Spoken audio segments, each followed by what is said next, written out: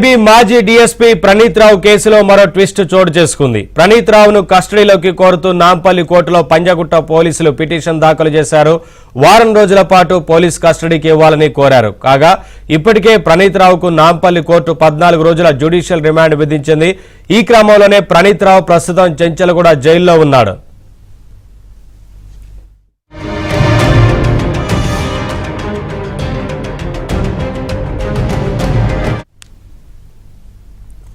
ఎస్ఐబిలో పనిచేస్తున్నప్పుడు పై అధికారుల ఆదేశాల మేరకు ఫోన్ ట్యాపింగ్ చేసినట్లు విచారణలో ప్రణీత్ రావు ఒప్పుకున్నాడు.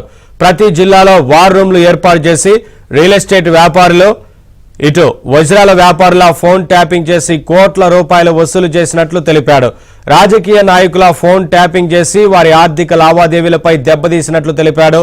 దీంతో ప్రణీత్ రావును కస్టడీకి ఇస్తే మరిన్ని విషయాలు వెలుగులోకి వస్తాయని భావించిన పోలీసులు కోర్టులో పిటిషన్ దాఖలు చేశారు. అప్డేట్స్ మా క్రైమ్ కరెస్పాండెంట్ శశిని అడిగి తెలుసుకుందాం. శశి, వారం రోజుల పాటు కస్టడీకి పోలీసులు కోరినట్లుగా తెలుస్తోంది కదా ప్రణీత్ రావును, ఏంటి అప్డేట్స్ మొత్తంగా ఈ కేసు సంబంధించి? ఎస్ఐబి మాజీ డీఎస్పీ ప్రణీత్ రావును పంజాగుట్ట పోలీసులు అరెస్ట్ చేసి ఆ తర్వాత న్యాయమూర్తి ముందు హాజరుపరిచారు. అనంతరం 14 రోజుల పాటు రిమాండ్ విధించడంతో అతన్ని శంకరగూడ జైలుకి తరలించారు. అయితే ప్రణీత్ రావును అరెస్ట్ చేసి విచారించినటువంటి సమయంలో చాలా కీలకమైన విషయాలు ఆయన వెల్లడించినట్టు కూడా తెలుస్తుంది. మరోవైపు ఆయన ఇచ్చినటువంటి వివరాల మేరకు ప్రణీత్ రావును మరోసారి విచారించాలంటూ కూడా ఇటు పోలీసులు భావిస్తూ ఉన్నారు. అందుకు అనుగుణంగానే 14 రోజుల పాటు ఇప్పటికే రిమాండ్ లో ఉన్నారు కాబట్టి తమకు కస్టడీకి ఇవ్వాలంటూ కూడా ఒక పిటిషన్ ను ఇప్పటికే నాంపల్లి కోర్టులో దాఖలు చేసినటువంటి సందర్భం కూడా ఉంది.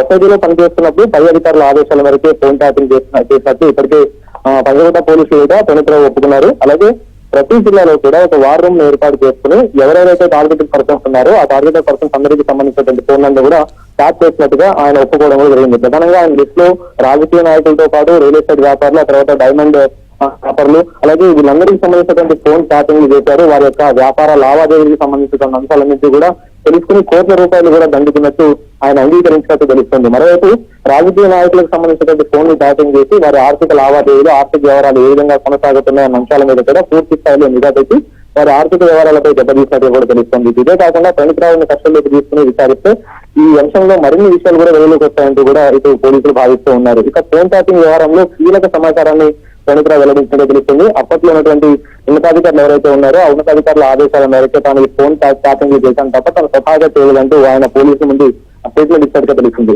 ఫోన్ ట్యాపింగ్ చేసి సమాచారాన్ని అప్పుడు ఉన్నతాధికారులు ఎవరైతే ఉన్నారో ఆ ఎస్ఐబి చీఫ్ కావచ్చు, లేకపోతే ఆ డిఎస్పీగా ఉన్నటువంటి ప్రణీత్ రావు పైన ఎస్పీలు ఇంకా ఎవరైతే ఉన్నారో వాళ్ళందరికీ ఆ సమాచారం ఇచ్చినట్టుగా కూడా తెలుస్తుంది. మొత్తానికి ప్రజాప్రతినిధులు, అధికారులు, మీడియా, రియల్ ఎస్టేట్ సంబంధించిన ఫోన్లన్నీ కూడా ట్యాప్ చేసినట్టు ప్రణీత్ రావు ఇప్పటికే ఒప్పుకున్నారు. ఈ రోజు నాంపల్లి కోర్టులో ఆయన పిటిషన్ మీద కూడా వాదనలు జరుగుతాయి కాబట్టి అనంతరం అతని రిమాండ్ కు కస్టడీకి ఇస్తారనే విషయం తెలిసే అవకాశం ఉంది.